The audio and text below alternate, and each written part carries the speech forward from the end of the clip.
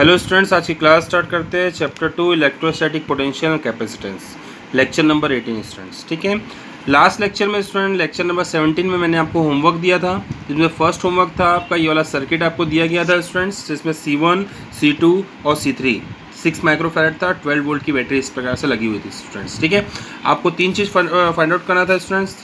ठीक है, charge on each capacitor, मतलब हर एक कैपेसिटर में चार्ज पता करना था, इक्विवेलेंट कैपेसिटेंस निकालना था, और energy stored in the system, मतलब इस नेटवर्क में पूरी टोटल एनर्जी स्टोर निकालना था स्टूडेंट। ठीक है, तो अपन यहाँ सॉल्यूशन स्टार्ट करते हैं स्टूडेंट। सबसे पहले अपन इक्विवेलेंट कैपेसिटेंस निकालेंगे।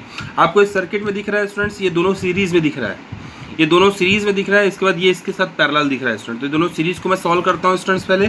ठीक है, C1 C2 सीरीज में है, तो आपका आंसर आता है 1/3 1/C इक्विवेलेंट, और C इक्विवेलेंट कितना हो जाता है स्टूडेंट, 3 माइक्रोफैराड हो जाता है। फिर इसके बाद ये दिख रहा है दोनों स्टूडेंट्स आपको पैरेलल दिख रहा है, और ये 6 आपकी 12 वोल्ट की बैटरी स्टूडेंट्स। ठीक है, और ये पैरेलल दिख गया स्टूडेंट्स, तो 3 + 6 9 माइक्रोफैराड आपका इक्विवेलेंट कैपेसिटेंस हो गया स्टूडेंट्स। आपका एक आंसर आ चुका है स्टूडेंट्स। अब नेक्स्ट स्टार्ट करते हैं charge on C3। Charge on C3 student, charge on C3 आप देखेंगे C3 कौन सा है स्टूडेंट्स, ये है आपका C3 है स्टूडेंट्स, ये C1 और ये C2 है। चार्ज ऑन C3 में देखेंगे स्टूडेंट्स, ये 12 वोल्ट की बैटरी पैरेलल है, मतलब यहाँ पर कितना वोल्टेज आ रहा है, पूरा 12 वोल्ट आ रहा है स्टूडेंट्स, क्योंकि पैरेलल में वोल्टेज सेम होता है स्टूडेंट्स। ठीक है, तो यहाँ देखेंगे C = Q/V, Q = CV। C कितना है आपका 6 × 10⁻⁶, और वोल्ट और पोटेंशियल कितना है स्टूडेंट 12, तो ये आपका आंसर आ गया स्टूडेंट 72 × 10⁻⁶ कूलम। ठीक है स्टूडेंट्स, अब नेक्स्ट आगे बढ़ते हैं। Charge on C1 and C2। अब चार्ज ऑन C1 C2 देखेंगे स्टूडेंट्स, ये C1 और C2 में चार्ज स्टूडेंट्स, ये C1 और C2 में, ये दोनों को क्या कर सकते हैं स्टूडेंट, देखो 12 वोल्ट है जो है सीरीज में, तो क्या होता है वोल्टेज बढ़ जाता है स्टूडेंट्स, मतलब कि डिवाइड हो जाता है स्टूडेंट। तो मैं क्या कर लेता हूँ, ये दोनों को पहले इक्विवेलेंट निकाल लेता हूँ, पूरे का इक्विवेलेंट नहीं स्टूडेंट्स, ये दोनों का बस इक्विवेलेंट, और जो इक्विवेलेंट रहेगा उसमें तो पूरा 12 वोल्ट आएगा, क्योंकि वो उसके पैरेलल हो जाएगा। ठीक है स्टूडेंट, तो अपन क्या करते हैं, देखो Q = CV, और C कितना है स्टूडेंट 3 × 10⁻⁶, मतलब कि C1 और C2 का इक्विवेलेंट स्टूडेंट्स। ठीक है, और वोल्टेज 12 वोल्ट, ये आपका आंसर हो गया स्टूडेंट्स। आगे बढ़ते हैं। एनर्जी स्टोर्ड कितना है students, ½ C okay equivalent V², जो कि वोल्टेज सब में स्टूडेंट्स 12 वोल्ट ही है, इसलिए मैं ये वाला फॉर्मूला लगाता हूँ स्टूडेंट। तो देखो C इक्विवेलेंट कितना है 9 × 10⁻⁶, और V कितना है आपका 12 का स्क्वायर, तो आपका आंसर आ जाता है स्टूडेंट 6.48 × 10⁻⁴ जूल स्टूडेंट्स। ठीक है, आप आंसर चेक कर लेंगे स्टूडेंट्स। आगे बढ़ते हैं स्टूडेंट्स नेक्स्ट न्यूमेरिकल तरफ। ये आपका सेकंड न्यूमेरिकल होमवर्क था स्टूडेंट्स। ये आपको सर्किट गिवन था स्टूडेंट्स, इसमें लिखा हुआ था एनर्जी स्टोर्ड इन C4, मतलब C4 इसमें एनर्जी स्टोर कितना है 27 जूल, और आपको क्या कैलकुलेट करना है student, total energy stored in the system, मतलब टोटल की एनर्जी स्टोर निकालना है, मतलब कि इसकी भी और इसकी भी, मतलब चारों की एनर्जी स्टोर, एक की एनर्जी आपको दिया हुआ है स्टूडेंट। ठीक है, तो अपन स्टार्ट करते हैं सॉल्यूशन स्टूडेंट। देखेंगे यहाँ पर U4 की फॉर्मूला लगाते हैं स्टूडेंट, ½ CV C4V², ये कितना दिया हुआ है स्टूडेंट 27 जूल दिया हुआ है, तो मैं यहाँ 27 पुटअप कर दिया स्टूडेंट्स, ½ C4V²। तो यहाँ से स्टूडेंट मैंने V² की वैल्यू निकाल लिया, यहाँ से मैंने इसको V² की वैल्यू निकाल लिया, जो कि मेरी V² की वैल्यू आ गई स्टूडेंट 9 × 10⁻⁶, ये आपकी वैल्यू आ गई स्टूडेंट्स। ठीक है, V² की। ठीक है, चाहो तो आप V की वैल्यू निकाल के रख लो, बट अपने को V² की वैल्यू ज़्यादा यूजफुल है स्टूडेंट, तो V की वैल्यू निकालना तो आप निकाल लो।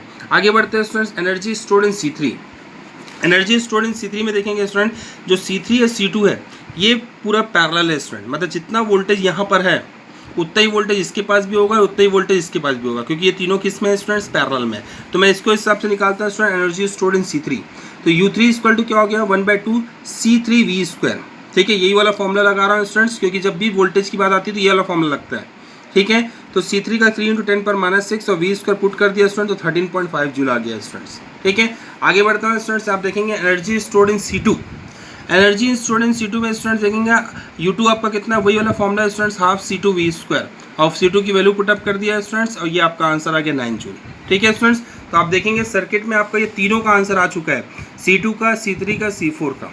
ठीक है, अब अपने को निकालना है C1 का स्टूडेंट्स, अब अपने को निकालना है C1 का। तो देखेंगे कैसे निकालना है student. Energy stored in C2 C3 C4, total किसकी एनर्जी निकाल लो, C2 C3 और C4 की निकाल रहा हूँ मैं। U2 U3 + U4 को टोटल कर लूँगा स्टूडेंट, तो 49.5 जूल आ गया आपका। अब देखेंगे students, equivalent capacitance of C2 C3 and C4 are connected parallel, जो कि ये पैरेलल कनेक्टेड है स्टूडेंट, तो पैरेलल का आंसर कितना हो गया 11 माइक्रोफैराड हो गया स्टूडेंट्स। अब देखो ये मैं ये फॉर्मूला लगा रहा हूँ स्टूडेंट्स, Q²/2C 49.5 माइक्रोफैराड में बोल सकता हूँ स्टूडेंट्स।